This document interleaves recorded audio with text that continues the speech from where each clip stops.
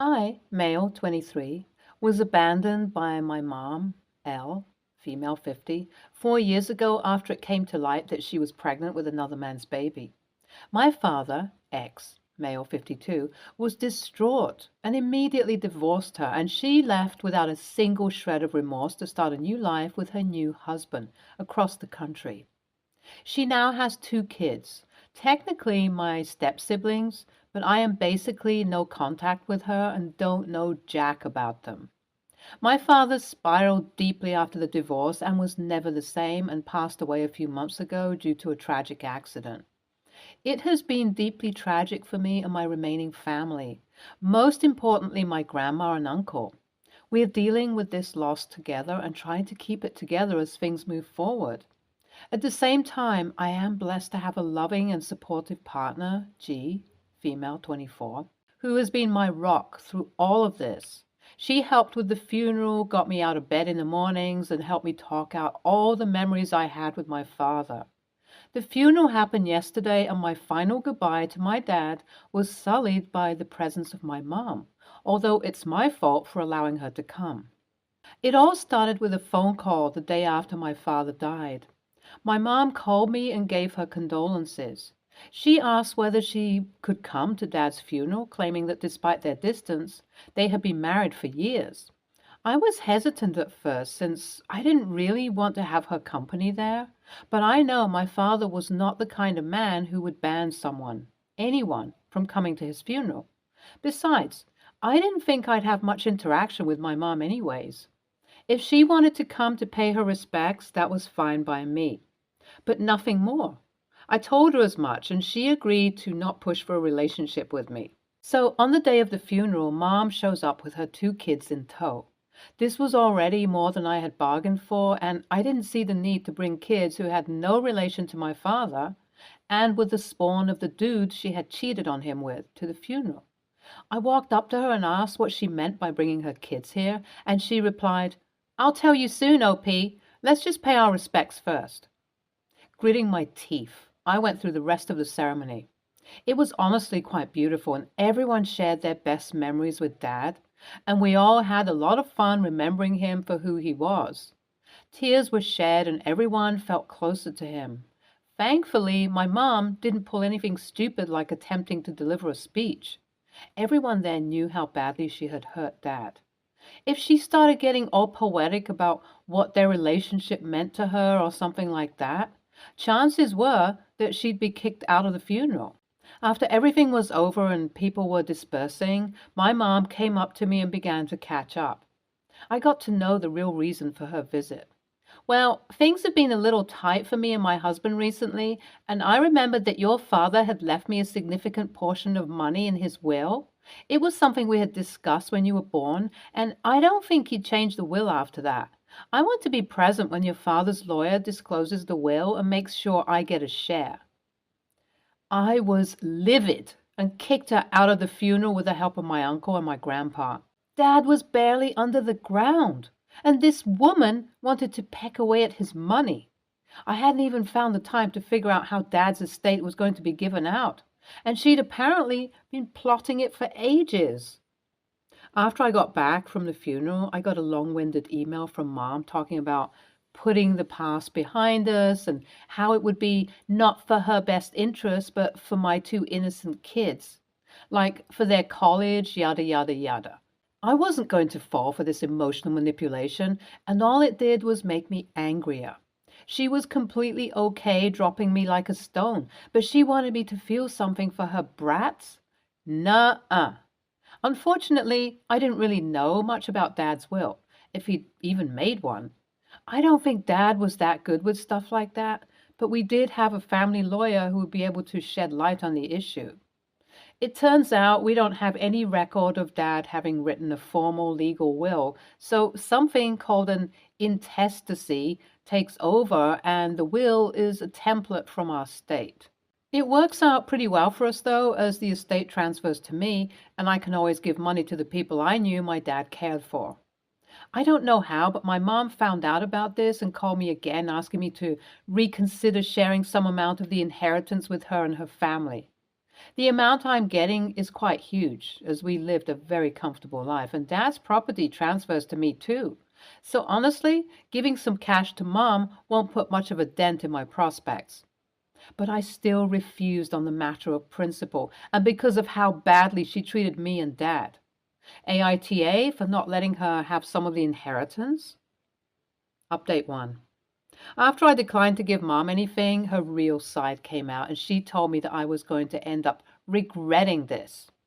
Then, a few weeks after that, I got a summons to court where my mom was contesting the distribution of Dad's assets because he had created a will during their time together. The reason it wasn't with us now was that they had it made in another state, and I guess Dad never mentioned it to any of us. Due to that, everything's topsy-turvy, and I'm at risk of losing my inheritance. The old will is apparently in the hands of the divorce lawyer my mom used, and to be honest, the whole thing seems a little suspicious.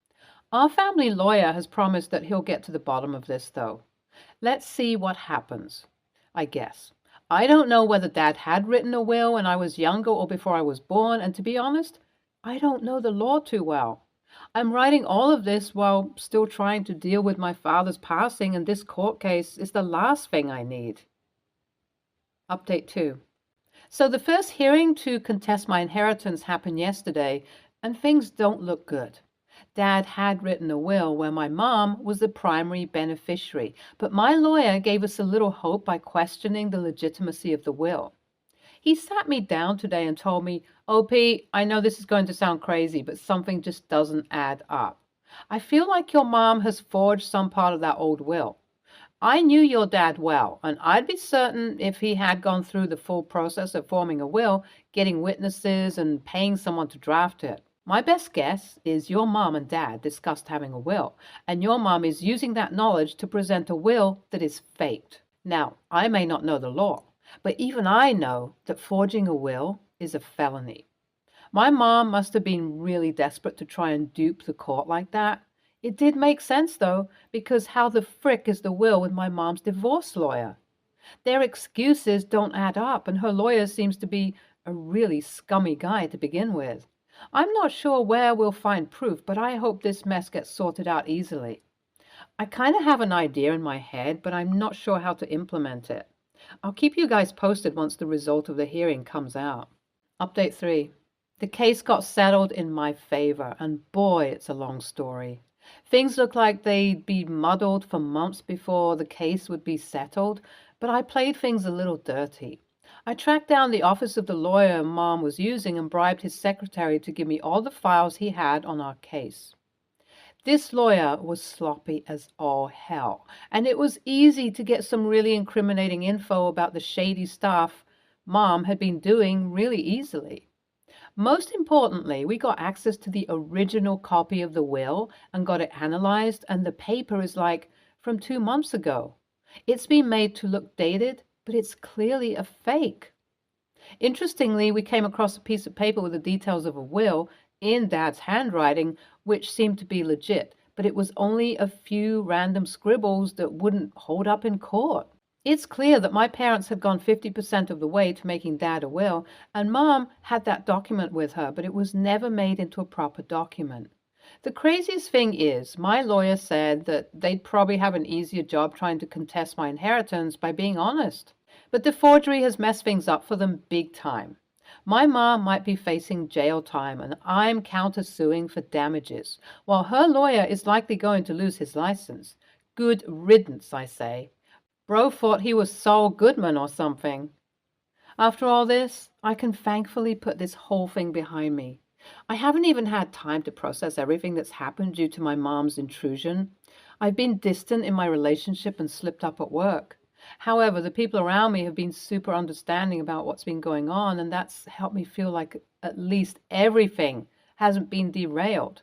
Since everything else in the now standing will is pretty cut and dry, everything should get sorted in a few months. I think we'll sell the house, as it's too painful to live there with all the memories attached to it.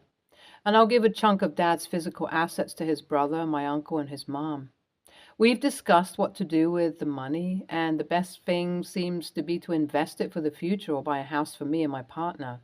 Either way, those things are inconsequential because I'm just happy that my mom couldn't get away with her shitty behavior. If I was almost no contact before, I'm going full no contact now. NTA, but I was super worried for you when the lawsuit came up in your update. When my friend passed away, his ex's father got a part of his inheritance because he was still written down as a secondary benefactor. All of this stuff is really dicey and needs to be kept in order. NTA, but you shouldn't even have let your mom come to the funeral. If she just dumped you without a second thought and still thinks only about her two new kids, it's clear she doesn't care about you. That may be tough to accept, OP, but you need to move on. Next story. I, 36, female, had a child in 2021 who's now 1 year old. When I was pregnant, my friend Michelle, my age, had given me a gorgeous necklace as a present for my pregnancy. She said I could do what I wanted with it. It came in a beautiful little box and ribbon, and I had planned to keep it in the family. Recently, to celebrate my son, Matt, first birthday, my sister flew in from England to help with my baby. My sister is a jeweler as well, conveniently. She does live far, and we often communicate only through text or call, and the COVID situation from 2021 made it even harder to see each other. I never really discussed the necklace with my sister until then, as I always thought it was a cheaper present. Until I put it on, when we were going out to dinner. I'd left Matt with a babysitter and we were at the restaurant when my sister asked where I got the necklace from. I was happy she noticed, but told her it was a gift and my sister asked me to look at it. I didn't think much of it until she mentioned it seemed expensive. And after a bit of searching and checking around, we found out it was actually worth a ton. I won't go into specifics, no, not millions or tens of thousands of dollars, but enough for me to make enough for a bit to help support my family or keep it in the family as an expensive necklace. Michelle also found out, most likely from me messaging family and friends, and messaged me back asking for the necklace back. She apparently had been gifted the necklace as well from a relative, but also thought it was cheap, and I replied back that I intended to keep it. Michelle started calling me selfish, saying it was hers first and she never knew the value. Now my husband and sister are saying Michelle shouldn't have given it away, but I know Michelle could use the money, and I think it's true she never knew the value too, or she wouldn't have given it to me. AITA for keeping it? Edit. No, I was not going around bragging to everybody about this necklace. I told my mom, and word gets around our family fast, so everyone was excited since my parents and their parents hadn't grown up in the best situations, and this was a big deal to all of us. How exactly Michelle found out is beyond my knowledge, but it wasn't from me pushing it in her face. ESH.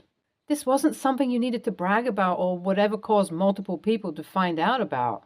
And friendship should be more important. For your friend, asking for a gift back is just tacky. I'd give it back just so she can take it to a pawn shop or even a jeweler or estate buyer just to get 10% of its worth. If you guys don't even know how to tell if it was worth anything, then you certainly will get killed selling it. You have one person and some Googling telling you it is worth something. A pro or someone on Facebook Marketplace are not giving you somewhere near its value. NTA, she gifted it to you. In essence, she transferred ownership. If you give away or sell an item without knowing its value, it doesn't undo the sale if you find out it's worth more. I wouldn't call her an AH for asking if you would give it back. I'm calling her an AH for regifting something she thought had no value, then blaming you for her own actions. Next story. I, 18, female, am the only daughter in a family of 4 boys, 15, 13, 10, 8. Our dad is pretty much a single parent since he and our mom divorced when the boys were younger, and mom lives out of the country with her husband. It's more or less become my job to be the mother, too, which is fine, I guess. I'm doing college online, so it's not like I wouldn't be home to do stuff anyway. One of my unofficial jobs is to help my dad grocery shop. I used to go with him to do it, and I would make the list myself and just grab what we needed. But now that I drive the boys around for their extracurriculars and I'm busy with school or chores when I'm not helping them, I don't really have the time. I just started writing the list and giving it to my dad so he could go out and get what we needed. Every single time this man has gone to the grocery store by himself, he has either completely forgotten about the list, remembered the list and lost it, remembered the list but ignored it, or somehow could not find more than half of the things on it. It's hard to cook an actual dinner when literally half of what he ends up bringing home is frozen meals and pasta sauce, but no pasta. I brought it up to him, but Dad keeps saying that if I would just make time to go with him or if I went on my own, it would probably be easier to get what we needed.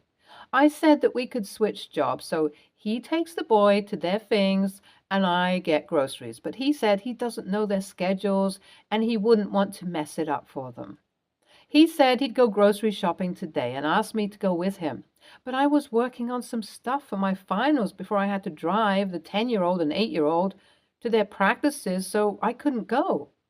I started making the list like I usually do, but because I didn't want to end up with only half of what I'd put on there, I went and printed the layout of the grocery store. I even went online and found which aisle each product was supposed to be in, and I color-coded the stuff he needed to get.